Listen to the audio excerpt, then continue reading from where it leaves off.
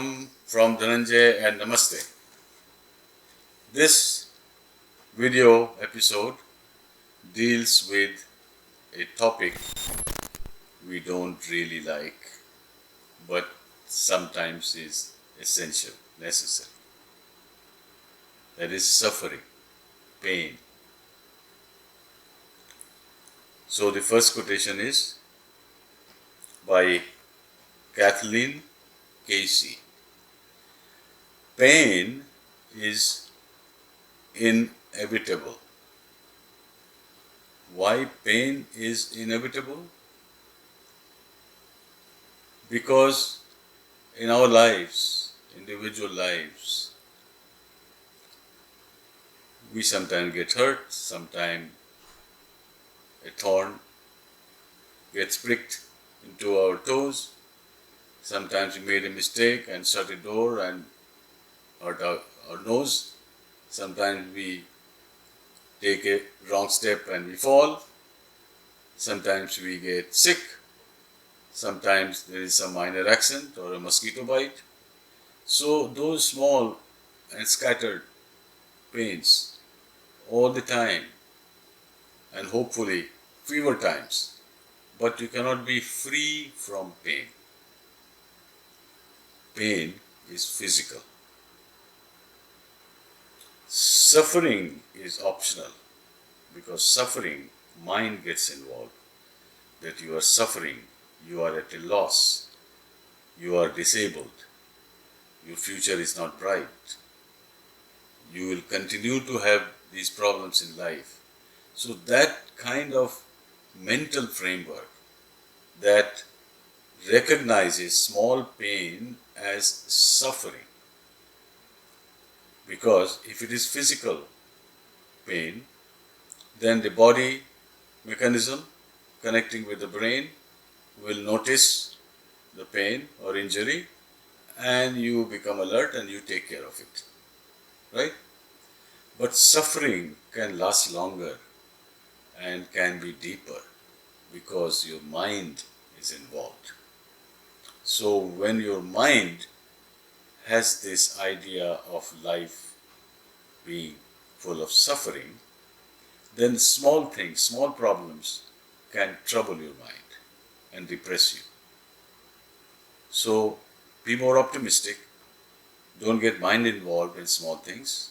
Let mind be slightly removed from it if you can. It's a matter of practice also. So pain is inevitable, suffering is optional.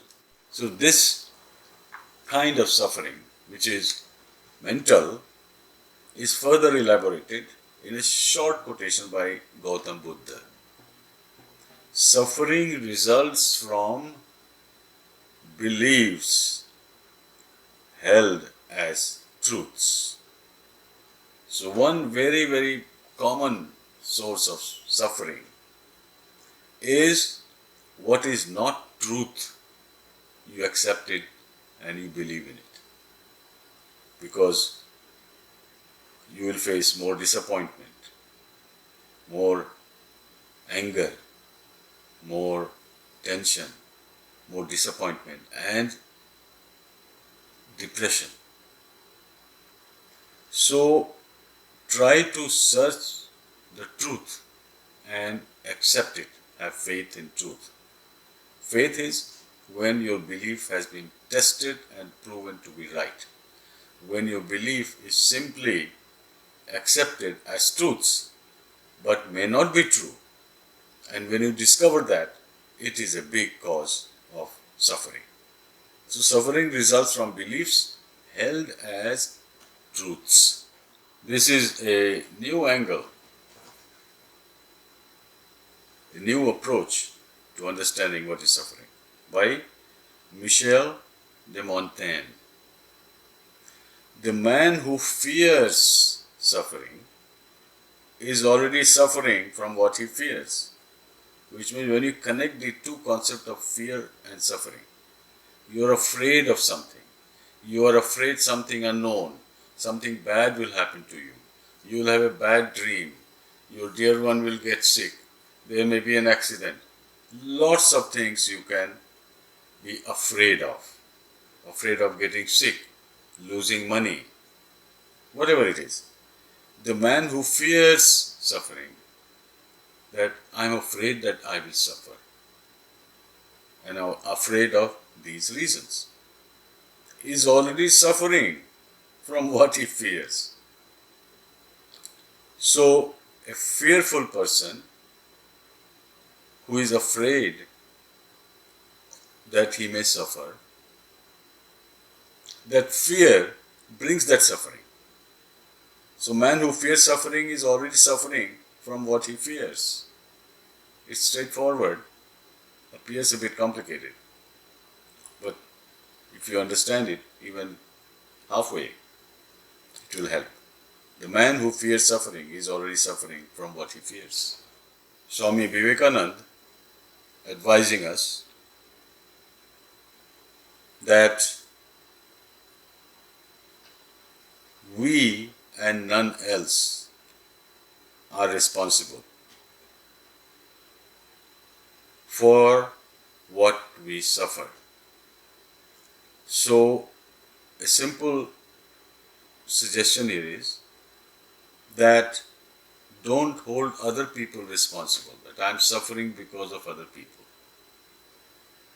Even if other people are doing bad things, we can try to improve upon it, suggest new ideas. But we said, I'm suffering because of them. That is a wrong start, false start, and bound to fail and bring suffering. So we and none else are responsible for what we suffer. So when we take responsibility, we will understand the problem and find the solution. So with this quote by Swami Vivekananda, I'll close this video. Hope you have learned something, enjoyed reaching the company of great minds, and thanks for paying attention again, and we'll meet again soon. Namaste.